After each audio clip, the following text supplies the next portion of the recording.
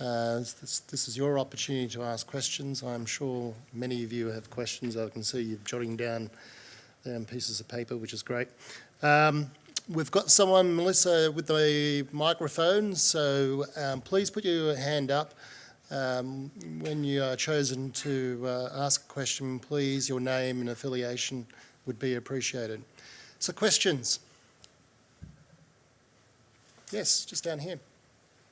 We're getting the microphone to you.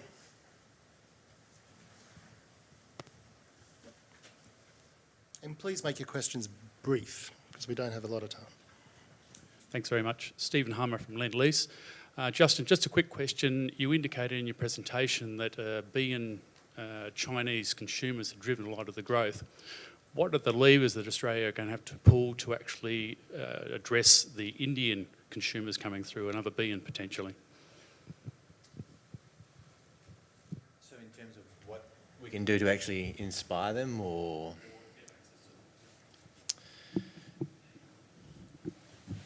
It's a very interesting question, because the Indian market is completely different to the Chinese market. I think the easiest way of describing it is the Chinese market is one where there is actually no rule of law but very strong enforceability. So if you're with the right people at the right time, you can be guaranteed to get into different positions to do things.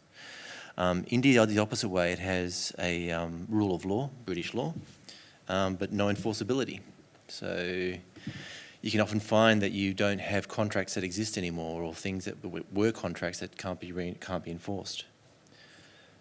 So it's going to take, the Indian market's going to be, it's going to take time, and it's going to take us learning more about the market and how it works. It's also going to take time for the Indian market to grow, mature and engage.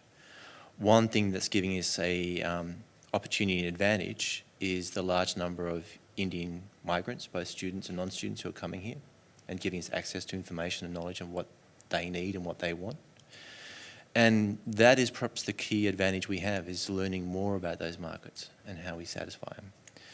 India is going to be a very, very dynamic consumer market, quite clearly. It's very open in terms of how it's opening up to society. It's very engaged in electronic media. And it's one where there will be, for a small economy like ours, very good niche markets. But I think that's going to be the key for most things we do, whether it's agriculture or manufacturing or services.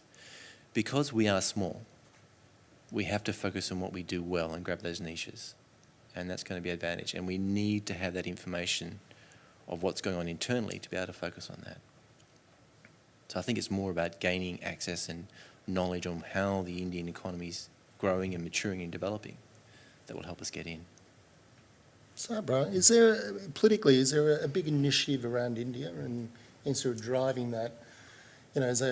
China, quite obviously, we're so tied to China, right? I mean, where does India politically fit into this? Because that's a very important element to really answer your question. Yeah, the federal government is concentrating on this. Andrew Robb, before he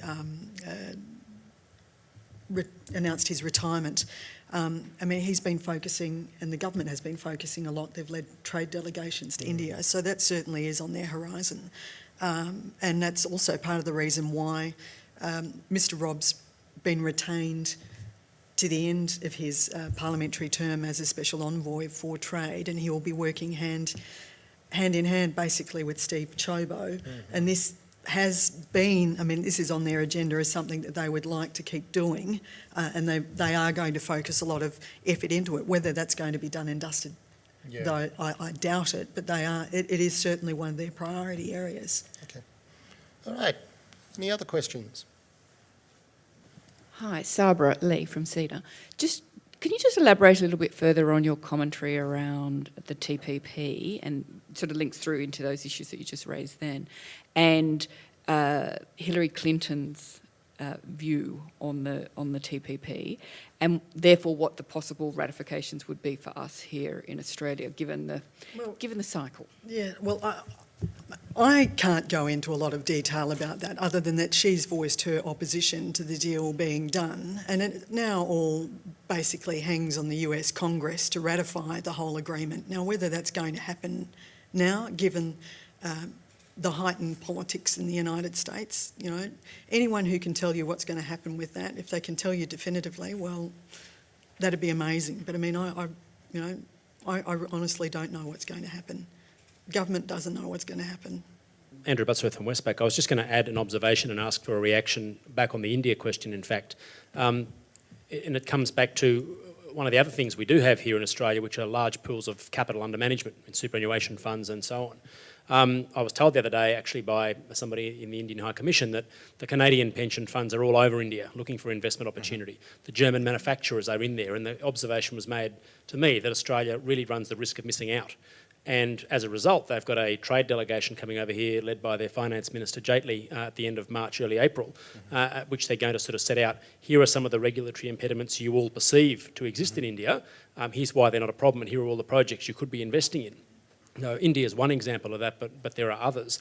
What's your take, maybe Justin, and let us know what you think about the opportunity for us to be an exporter of capital and investment out of that super fund area? I think history makes me a little nervous because we have one neighbouring economy which has got over 100 million people, which has been a stable democracy now for over a decade, and we've basically ignored it. Indonesia, country that has gone through massive rates of growth through consumption. It's a service-based economy, very similar to ours in many ways. For various reasons, our companies have ignored it. Massive opportunities gone to waste. I fear unless people think about India and look at India and a country of 1 billion people who's got massive rising wealth and superannuation funds, capital flows, banking services, the opportunities we have to do good work in India is enormous. It's also a democracy. People can debate what kind of democracy it is, but it's held it together since independence. It kind of works in a very Indian way. So I do believe we have lots of opportunities to work very, very closely with India and do beneficial trade in many, many areas. And in many areas of services where they can offer us skills and technology, because they're quite on the cutting edge of certain types of technological skills, is something that we should not ignore. And for various political reasons, it's possible we could, because unfortunately, in the battle that's lining up between China, Japan, the US in terms of political sphere, India kind of always just sits down there on the outer. And it would be a shame if we missed that opportunity, because we have a lot of similarities with law and culture that we can take advantage of.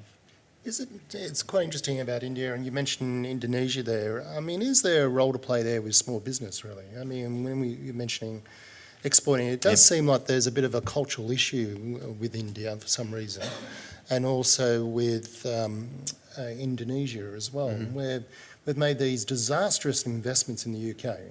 I think that's pretty fair to say. Very fair to say, yeah. We've probably made those investments not on wise investment, or thinking strategically, probably because of our history and our culture more than anything else.